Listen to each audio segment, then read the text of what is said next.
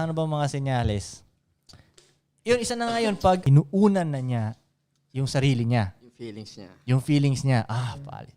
At pag meron na rin siyang reklamo. Yeah. Yung pag may reklamo na siya about sa lifestyle nyo, sa settings nyo, ano man, basta may reklamo na siya. Siguro pag nadidisrespect ka na niya. Yes, sir. Ayun, pag nakakita ka ng disrespect, paalis na yun Alam siya. mo yun, may mga ano na siya, amba. Isa yun sa mga sign. Sa tingin ko, yun na nga. Pag inuuna niya na yung sarili niya. Yun nga, nasabi ni Koy lahat.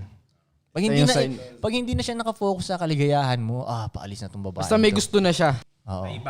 Basta may gusto na siya na hindi... may hindi niyo na siya. gusto. Oo, na Parang hindi mo ganun. gusto. Yeah. Basta pag May sarili niya suggestion na ba? sarili niya na iniisip Pag naging niya. selfish na siya. Yun, basically. pag nagiging selfish na siya. May suggestion na eh. Minsan nga hindi na siya masaya sa decision mo. Oo. Yun pa nga lang yun eh. Dapat sa simpleng decision mo, masaya siya. Oo. Kasi tiwala Kasi siya masaya. dapat sa'yo eh. Oo.